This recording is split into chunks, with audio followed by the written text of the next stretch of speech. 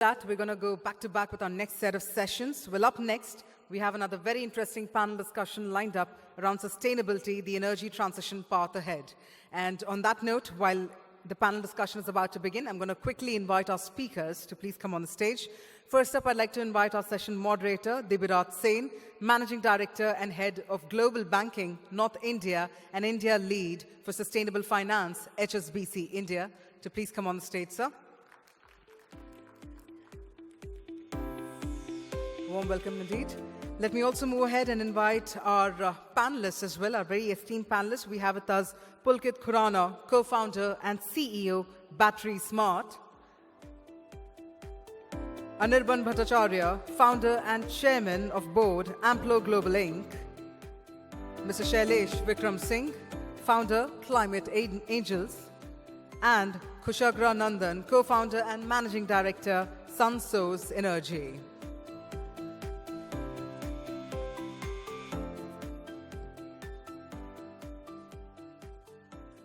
Let's have all our moderator and our panelists together. The energy transition path ahead, ladies and gentlemen, that's the focus of our panel discussion. So I'm going to quickly hand over the proceedings to our session moderator, Mr. Dibirath. Over to you, sir.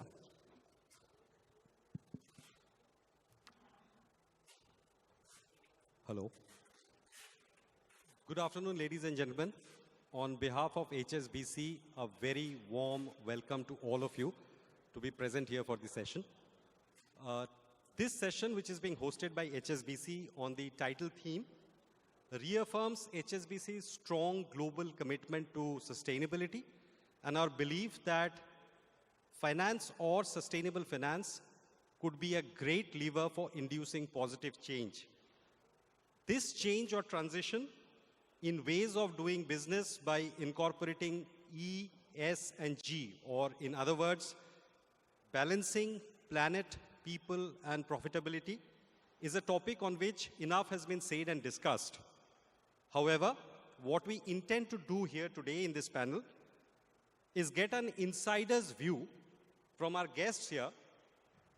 These guests or our panel, these are tremendously capable people who have committed their careers to their ideas which they believe can have a very profound impact and change in this world.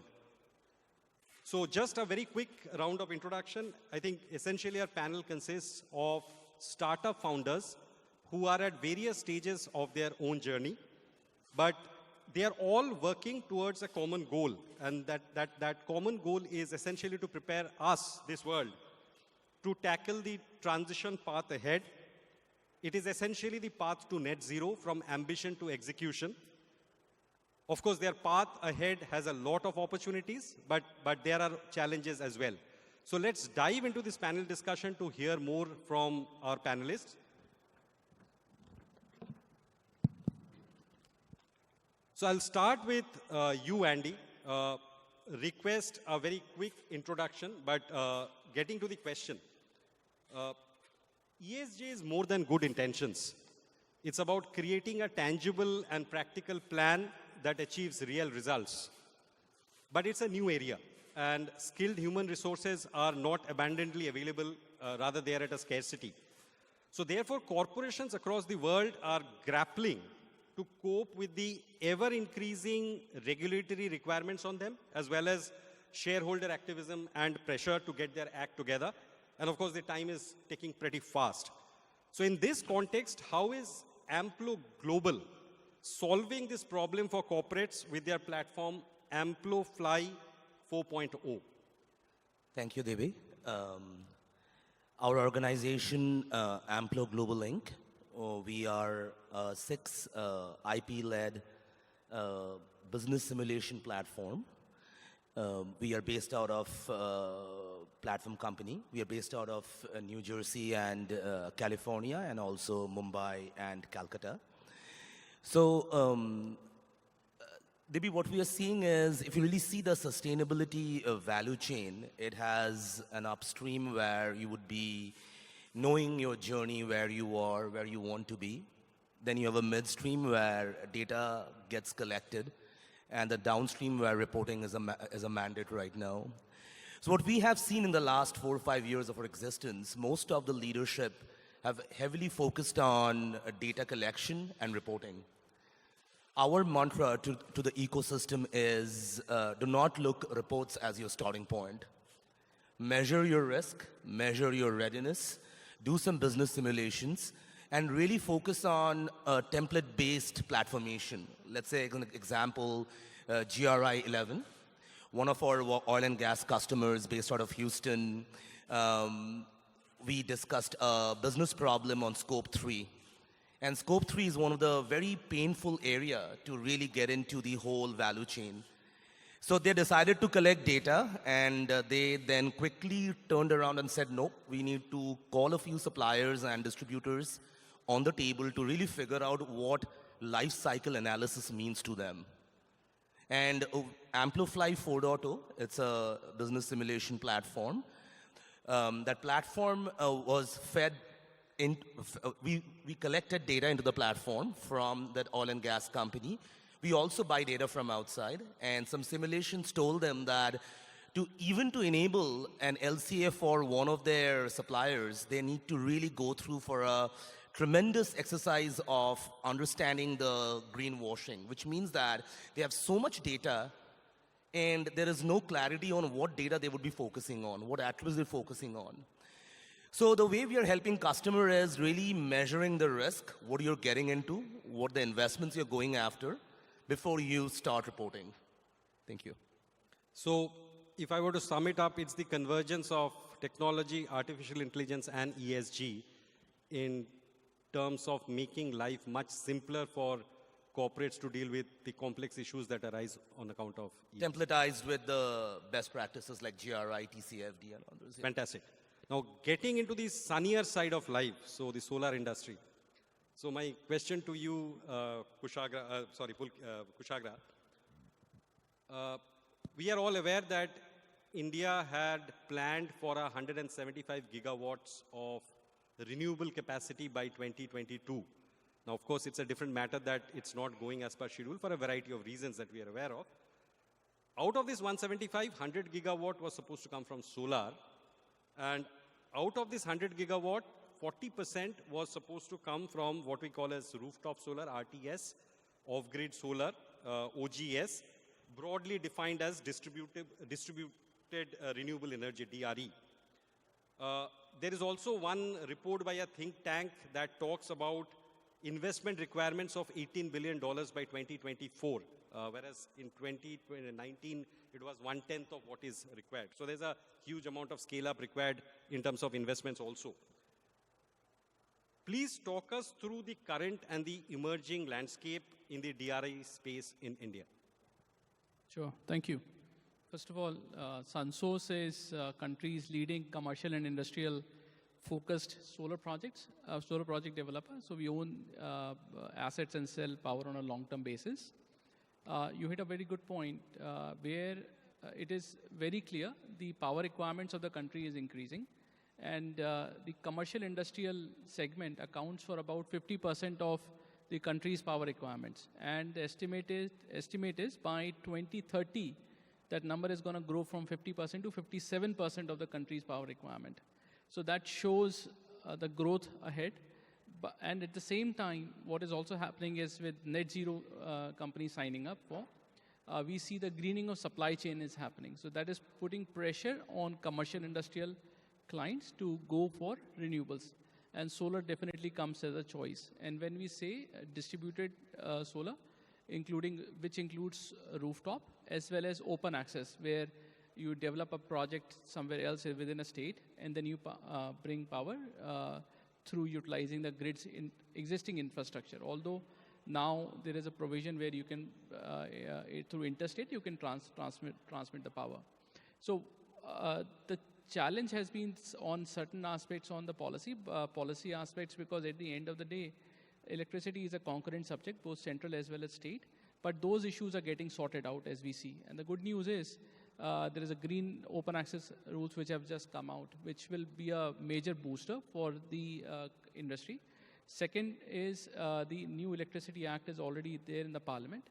What we estimate is a lot of the challenges which were there in front of the industry government is very serious in ensuring that these issues get resolved.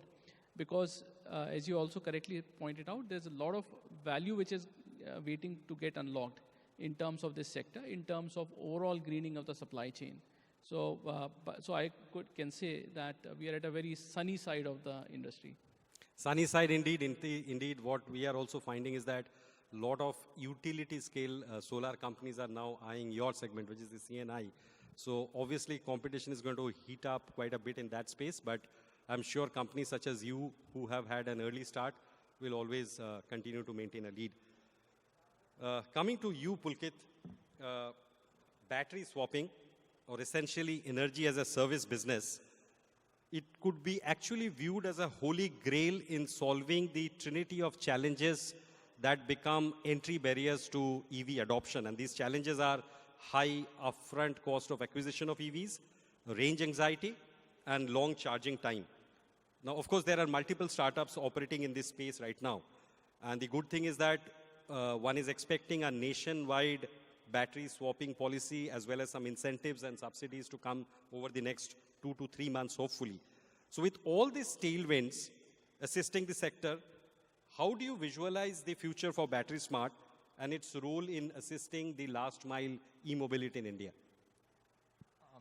Sure. So just to give some introduction on where we are, Battery Smart is currently India's largest battery swapping network. We've been able to scale this in a very short frame of time.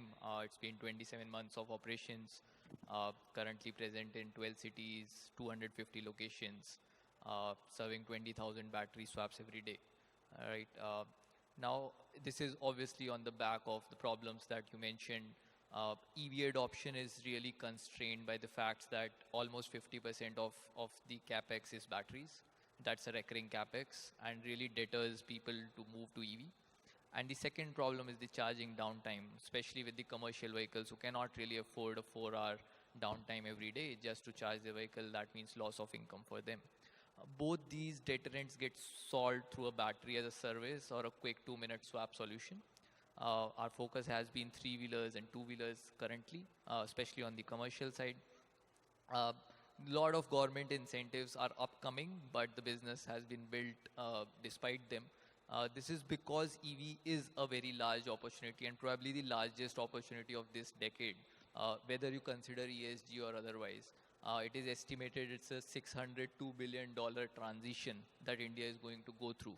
$50 billion worth of opportunity probably exists just for battery as a service and swapping. Now, if that kind of opportunity has to be captured, I think when you say there are tens of startups, that's too little. It's a very large opportunity and we really need everyone coming together to kind of make that EV transition happen. It's very critical for us as a country. And I'm very hopeful that on the back of all the regulatory tailwinds that exist there, as well as a lot of private sector as well as public sector participation that is happening, this would happen fast. Great. Interesting anecdote to share with the audience. If you look at the history of battery swapping, I think it goes back to 2007. And it started with a company in Israel by the name of Better Place, started by a gentleman called Shai Agassi. In 6 years' time, they had to shut shop because the costs were simply not commercial.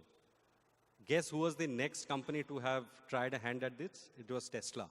They tried to do this for the Model S. That didn't work out, and that they thought that it's not a viable model. And it was until NIO and Gogoro actually made a success out of it in China, it was believed that this cannot happen. And of course, Pulkit and the other startups operating in this space in India, I'm sure will make a success story out of it. Coming to a very important person now, Shailesh. Shailesh is the money bag here. So, Shailesh, the climate change and adaptation space, it is unfolding at a very frantic pace. We see very high frequency technological breakthroughs or obsolescence. We also see multiple competing technologies all try to solve for the same problem. Sodium versus lithium ion battery, for example. So this is an amazing crucible of innovation and commercial potential. but it's also fraught with high risk. And hence, it's a thriving ground for startups. So while conventional funding has shied away from it because they really do not understand the risk-reward curve or the equation, how do you see this space and what is it that makes this space interesting for you to invest? Thank Dibirath for having me in the panel. So I'm Shailesh. I run a fund called Climate Angels Fund. We invest in the startups which are solving climate change, for the matter. Now, coming to your point, why we are looking at this while traditional banks or traditional investors are not looking at it, for a simple reason, I think climate is hot from both sides, from the real weather-wise as well as from the perspective-wise. Today, whether it's a consumer, today whether it's a government, both have moved the climate. Every consumer is looking for a climate solutions. Every government policy is pushing for it. But unfortunately, majority of the VC money is still going to pizza delivery companies. That is not going to solve, right? So you are looking for something which is going to change the game. Sorry to say, I think majority of the consumer internet, which is, as we see today, is probably dead, if you are not aware of it, or probably going to die. There's not much there. The biggest innovation I see, because the IP we are seeing is in climate tech, which has been traditional VC investment. Look at companies like Cisco, Apple, Google, you know, they were all IP-driven companies. Then there came the era of networks. And I think the climate is, again, the era of IP. All the companies which are doing, they are building a huge, what you call IP-based investing. Building is something thesis where there is huge traction. Look at what Battery Smart is doing. I think in less than 2 years' time, they are doing almost 20,000 swaps per day. It has not been done by crazy discounts. I don't think they give any discount at all. They rather make money, right? So there's no discount coupons. There's nothing at all. So what we are seeing, why we are investing in this, because it is at the what you call at the fringe of the innovation which is happening. We are not at the lab level, which is what DARPAs of the world do, but we are doing where the POC has been done. Some kind of proof is out. The team has capability to do it, and the market can be very large. And I think we are not the only one. Few funds have done, and I will again quote Battery Smart here. Way back in 2010, Tiger Global wrote a check of $25 million to Flipkart. And I think everybody that time said, are they mad? Because Amazon of India will be Amazon. You cannot have Flipkart and all, right? A lot of VCs were negative. Everybody wrote a lot of op-eds, column, everything else, because nobody thought the market will be more than $100 million, right? 8 years fast forward, that company got sold for $17 billion. I think same thing Tiger Global has now done in clean tech. They have written a $25 million check in a battery swapping company, right? So it is a proof that the investors are moving in a bit slowly, but yes, that is happening. A very connected question, Shailesh. What qualities or filters do you generally apply when you choose which startup in this space you want to back? So I think it's a very cliche answer that everybody talk of team and team. But in climate tech, we are also much more concerned about one thing, and that we are concerned about scale. Unfortunately, a lot of climate tech founders, they also feel that they are impact founders, right? To use the word, they think they are revolutionizing the world. So they say, oh, I'm giving the impact, don't ask me money, right? You know, what you call jhola entrepreneurs. So no offense. The point is, we are looking for the company which can really scale. I will again quote here Mark Anderson. He said, every entrepreneur should have only one metric. Either he should be doing impact or he should be doing the scale, the business, right? If you give people two metrics, they build a good houseboat, which is neither a good house, neither a good boat. So same way, we are looking for companies which can really scale. Can you create a 1,000 crore company? Can you create a 10,000 crore company? If yes, and the revenue metrics, any of the growth metrics should correspond to climate. So like say, if the Battery Smart 20,000 battery swaps are done, I know so many kilometers are now running on electric rather than running on, gasoline. So these are the clear-cut metrics for us. So scale and relation to impact metrics directly. That's what we do. So, Andy, let me come back to you and something connected with what Shailesh just talked about. So overall, if you look at it, the total addressable market or TAM for corporate ESG solution is in billions of dollars, and it can accommodate multiple players. However, what we are finding is that we are finding the big four and some of the global consultancies very hyperactive in this space. It is also understandable because they already have an inbuilt client base. They have a strong credibility, and their marketing outreach budgets are quite large. So they are very well placed to benefit from this tremendous opportunity. In context of this background, how do you see a startup such as Amplo Global competing in this space, and what do you think is the USP that will take you places? Absolutely. So I will start with emulating what Shailesh just mentioned. Scale is a big factor. So initially when we started, we got a big pushback from the big fours because it's a platformation. And when we are platformizing something, it would cannibalize some of consulting business in ESG space. Time forward, especially post-COVID, our product has been leveraged by 4 mid-market to large market consulting companies. And the partnership, we call this, in my language, I call it a sell with to the end customer. So these consulting firms are now looking into more of a volume business than a body business. Suppose you have 5 ESG experts. Yesterday, they would be putting them in 1 or 2 projects, but now they can put them in 5 projects with an accelerator like ours. So now the consulting firms are treating this platform as an accelerator that sets the stage for their end customer, that where they should invest, when they should invest, is the organization ready, is the right template being delivered to the office of CFO. So we started with that competition, but now we have made a place with the consulting firms. To the end customer, it is also a similar situation where, again, volume and scale and repeatability, end-to-end visibility, transparency, because once you platformize something, you can always go back 5 years, go back and see that why you actually shelled this program and why you actually executed this program and what value you have got from this program, especially focused on environmental social governance. Last 30 seconds as an example, we are delivering a program simulation with a cosmetic company based out of Cincinnati, Ohio.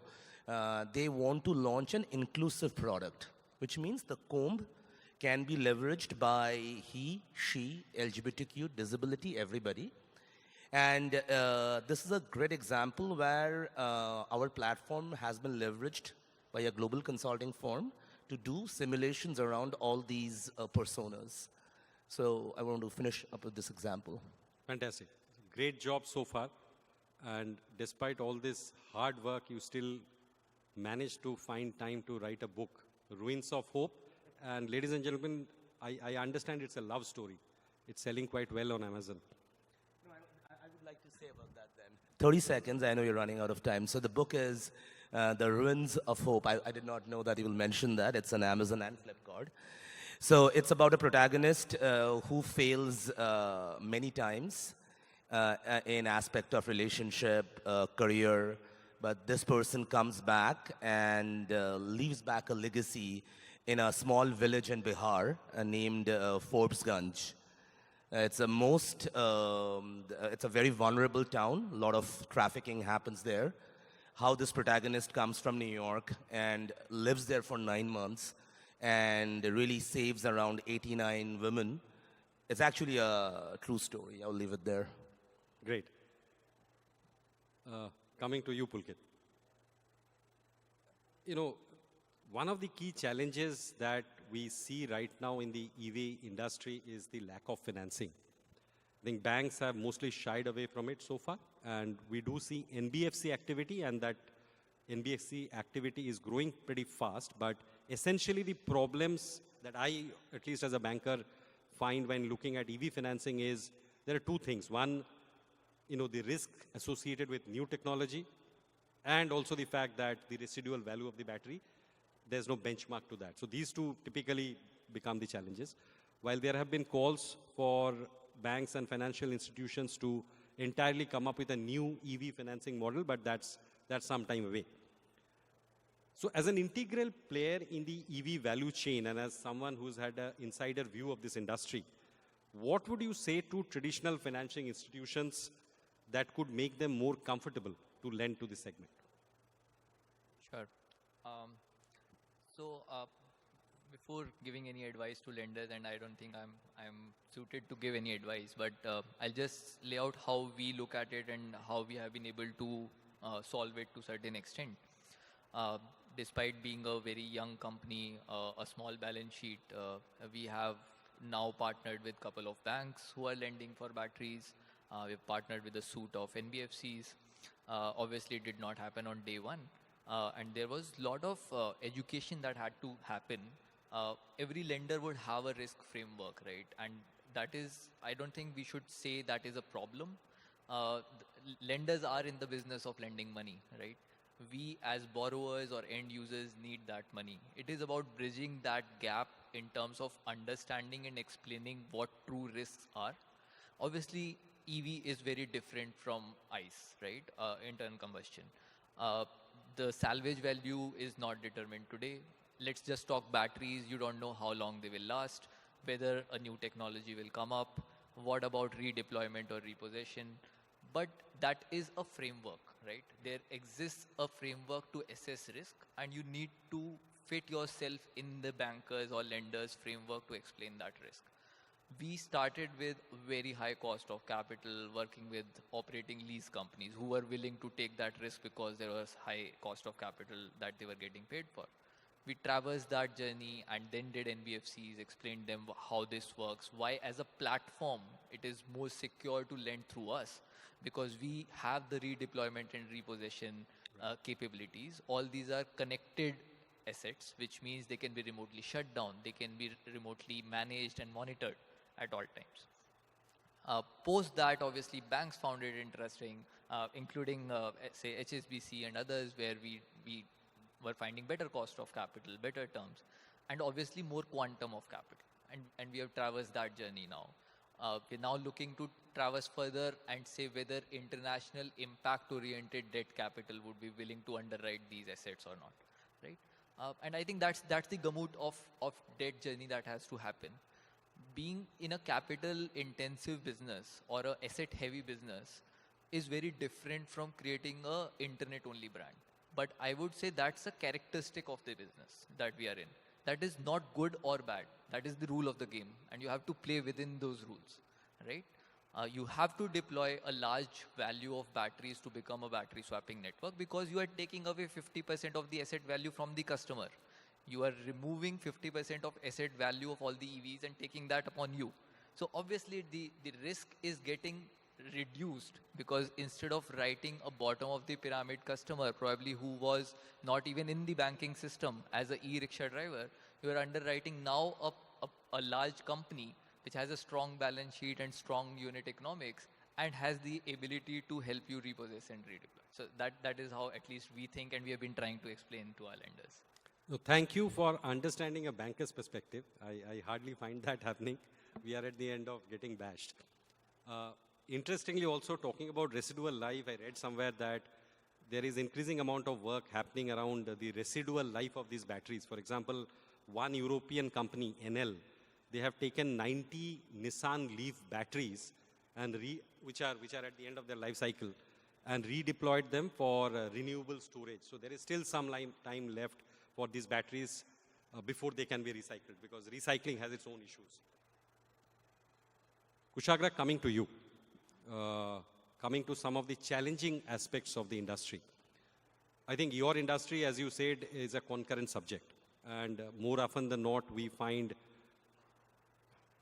central policies or the way states are going about it at loggerheads. The situation in the ground is far from ideal. And in the morning, we are talking about things like net metering, etc. So if I were to ask you to very quickly put for us your wish list in which you want to see all this come together and play out for the industry, which will be good enablers for you. Sure. I think the number one wish list. So first of all, I think we now know what the challenges are, and the government also knows what the challenges are, and everyone is working towards finding a solution. So the draft electricity bill is already in the parliament, and if it passes, it should sort out a lot of the challenges which are already out there, and which should also bring state and central issues on the same parity and resolve a lot of challenges, which will start enabling a lot of projects which are stuck in a very fast moving direction. The other thing which has happened is the green open access rules, which have been just notified. There is a process which has been notified. It'll take another few months to get those in motion. So our expectation is next few months are going to be very critical in order to streamline the blockage what has happened. But what we see is the government is aligned, the industry is pushing forward to it, and the scale up is there. And we already see, especially if I talk about our sector, which is commercial industrial sector, as the greening of supply chain is happening, companies and corporates are understanding that they can save up to 50% of their energy cost just by going solar, right? And that also saves, helps them towards meeting their ESG requirements. So I think the market side is there. So the deployability is getting sorted out. The other thing which is also, which the industry is also carefully looking at, the deployment of solar plus storage and hybrid solutions as well.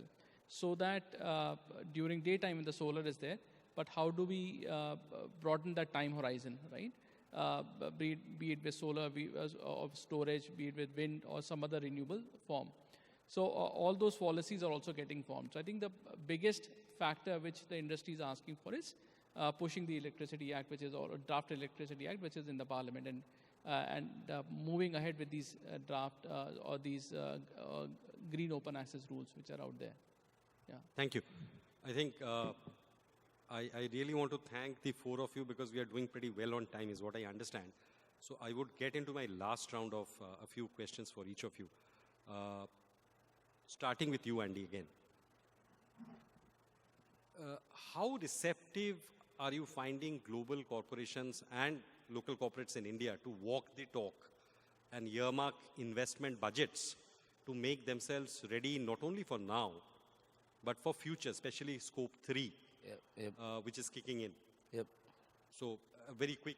Very quickly, first of all, I feel that being in the Indian origin, the homegrown family business has done sustainability without saying it to be sustainability in the last many years. And now when I see the MSME sector, they are really accepting it. We work with, I'm going to take a name, Wadhwani Foundation in India. So we are partnering with them for the MSME journey. So there is a decent acceptance out there. And we have a customer in Bangalore in fashion retail. They have, of course, they are conglomerate. They really have accepted it. One thing is important, which you talked about, Scope 3. It's both sides. So when Indian Tier 1s, Tier 2, Tier 3 companies going to global level, they have to follow the OEM's method and the madness.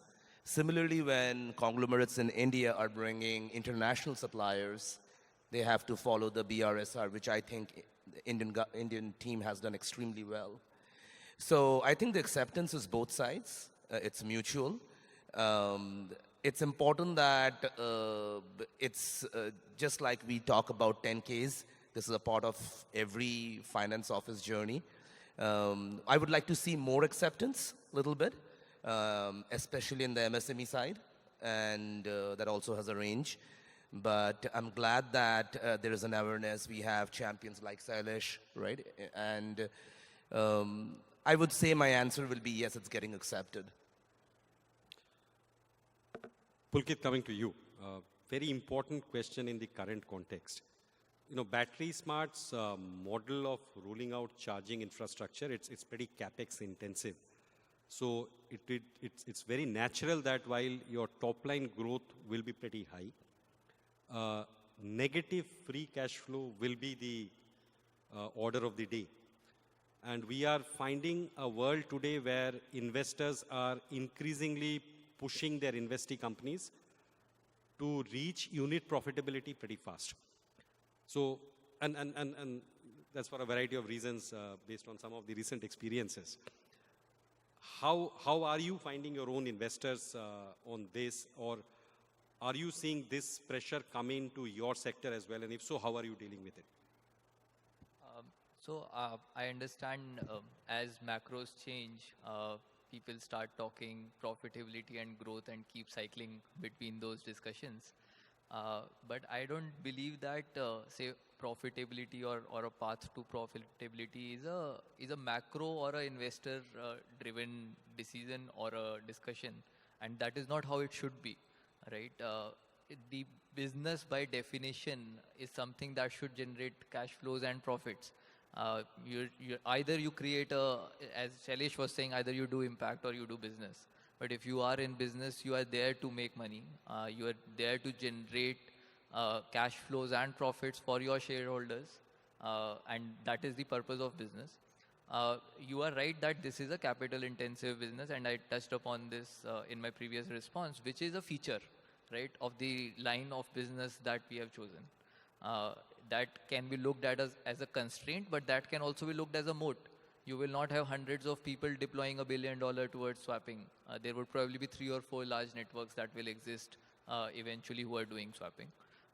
So that means you have to constantly solve for capital and stay extremely capital efficient, right? There might be negative cash flows when you are establishing and reinvesting your cash flows into your business to grow. But having a very capital efficient model is extremely necessary in such line of business. When I say that, there are a lot of companies without naming, let's say, who would spend 3 rupees to earn a rupee, right? You can do that at some phases of your life, but you cannot say that that's a business model we are in for tens of years. And a lot of people would fail to understand that as a business. We, because are at an intersection where we are working with, say, highly risk-averse private equity and lenders, and also on the other extreme, early stage growth-driven ventures. So we have to deliver both growth and profitability is how I would say. Deliver both growth and profitability. I think the answer lies in strong cost controls. Coming to you, Shailesh, on the same aspect, I think broadly there are talks about a funding winter, but that may just be a terminology. There is generally a risk of sentiment that prevails today because of the macroeconomic circumstances, and we are all aware of it.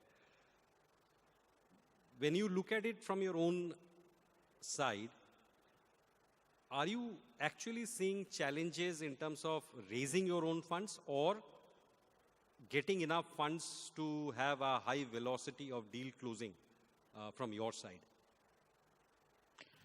So, interestingly, we are not seeing any of this. We have done so far 8 deals. In last 3 months, we have done last 3 deals, and we are now on the 9th deal going on. In each of this, we are almost getting oversubscribed. There are multiple investors chasing. So I do not see funding winter, especially in climate tech, as of today. Overall sentiment is down, which is very good, which is very healthy, because otherwise there was too much of fluff which was going around and which was unnecessarily increase the cost for everybody. But overall, we are not seeing such challenge. Fantastic to hear that in climate tech you are not finding a dearth of funding. Last question, Kushagra. I think we talked about some of the challenges, and you talked us through what you see could be possible potential solutions. Do you see scope of partnerships emerging in your segment? For example, Battery Smart, when they are charging and you are a renewable player. So to actually make it green, ideally when we are charging our EVs, it should be green power. So do you potentially say, I'm not talking per se a partnership with Battery Smart, but do you see potential partnership models develop within the ecosystem which brings CNI players such as you? For example, data centers are huge consumers of power, and they necessarily should be supplied by renewable power. So how do you see the scope of partnerships emerging in your sector? So I think it's a very good question. So first of all, we surely see the partnership emergings, and the terminology internally which we bounce off is called as share of the larger energy wallet, because we are already there in our customers' premises, and we have been a trusted solutions provider. So then either us or if somebody is already out in our future customers' premises, we can be a better solutions provider to them. So what we see is if you're already providing them, let's say with open access or with solar rooftop solutions, selling power to them or energy to them, we can provide energy efficiency services, for example. There is opportunities coming up in battery charging, right? EV charging. So, and what we are trying to build is ecosystem around it, right? Either we do it or we partner with some long-term reliable partners in these segments. So, and we see that emergence which is starting to happen, not only in commercial industrial sector, but also what we see is in utility sector as well, where the larger plants which are getting built out will have to include battery storage, for example, right?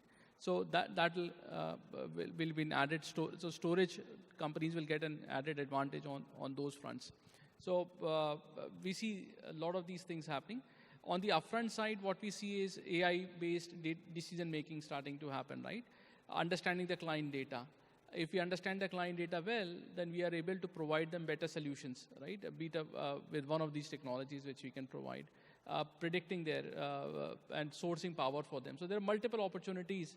If we start looking at the data more in detail, we are starting to see that more partnership opportunities are starting to emerge. Yeah. Thank you. I think that takes us to the end of our time. So I wouldn't be in a position to take any audience question. My apologies for that. Nor will I summarize the customary way that a moderator does. All I'll say in conclusion is that a big thank you to my panelists. I'm sure that the audience found your views as insightful as I did. Eventually, sustainability is an all-encompassing lifestyle change for everyone. And its second-order effects have actually caused ripples or tectonic shift, the way you look at it, already in the corporate world, the governments and policymakers. Finance will, of course, be a key fuel to ignite more actions across this value chain. And each of us here, as constituents and beneficiaries of this large ecosystem, have our own role to play. And let's start here and now and pledge to lead a sustainable way of life. Thank you.